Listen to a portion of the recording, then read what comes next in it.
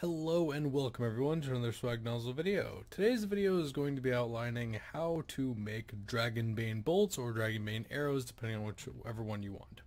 Most likely it's the bolts because I'm not really sure Noxious Bow currently is all that amazing compared to Ascensions or the Chaotic Crossbows. So anyway, without any further ado, starting off you will need, for the majority of this, Ritual of Majoret or Majorat completed to get this method done and to make these.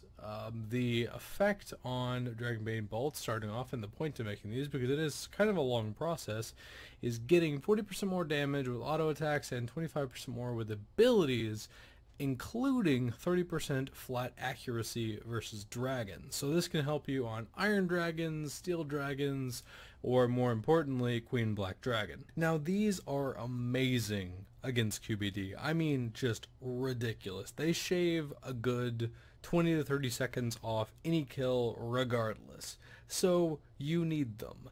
On the screen are going to be all the stats you need to even think about doing these Dragonbane bolts. They are assistable and they are boostable, so if you have a lot of good friends that will let you just assist chain off them, you might be able to complete it. But definitely, if you do not have them and you want to have some more chill times with QBD, just take some time, get the quest done, get the stats. It's totally worth it. On the screen you'll see all the stats required to put together the Dragonbane bolts. Now of course you will have to have started Ritual of the Majorat and got into it a little bit to complete all of this process, but you'll see that later. Starting off, you need 77 mining, you need 87 magic for Toonbane ore, you need 82 smithing, and 80 fletching. Now let's get right into it. The first thing you'll need to do is get to the Glacier Cave. The quickest way to get there is using the DKQ fairy ring code and running north. Go through a small portal. There's going to be a lot of Bane ore in there. It does take a good while to collect enough. My suggestion would be to either bring a War Tortoise or a Pack Yak and just load it up with Bane ore. You're going to need a good bit of it. If you want to make this entire process worth it, my advice, do a few runs, get at least like 100 ore, and then we'll get on to the next part. For the next part, you'll need 77 magic for this. You'll be using the Toonbane ore spell, which is a lunar spell. Of course, like I said, requiring 77 magic. And you'll need some sort of dragon item in your inventory accompanied with earth runes or some sort of earth staff and astral runes.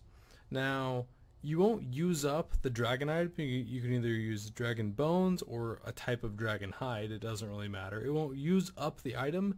It just needs it to actually tune the ore. So all the ore inventory will use up one astral rune per, but the dragon hide will not disappear in the process, which is super nice.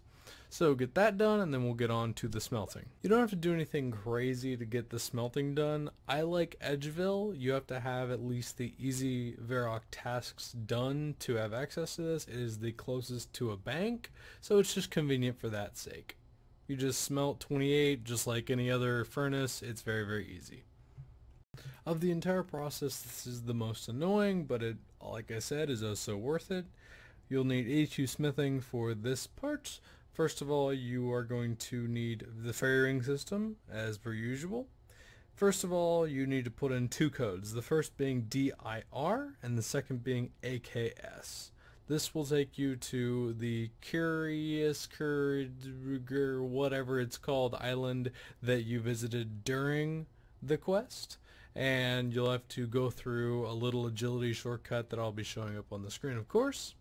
And that is the only anvil that you can make Dragonbane bolts or arrowheads on. As per usual, as this is an activity where you have to run back and forth, I'd suggest either using a Pack Yak or the War Tortoise just to bring as many bars back and forth. Of course, the bolts do stack, so it's just convenient. And last but definitely not least, to finish off your Dragonbane bolts, you just need some feathers. All you gotta do is put them together. I made around 9,000 of these just to keep me stocked for a good long while.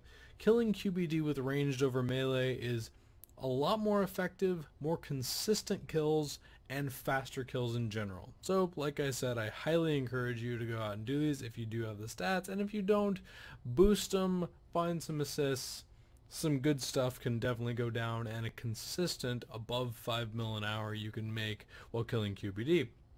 In the next few days, I'll be putting out a video comparing my times from meleeing with Dragors and Tetsu and ranging with Dragonbane bolts, a main hand Ascension, and an offhand Chaotic.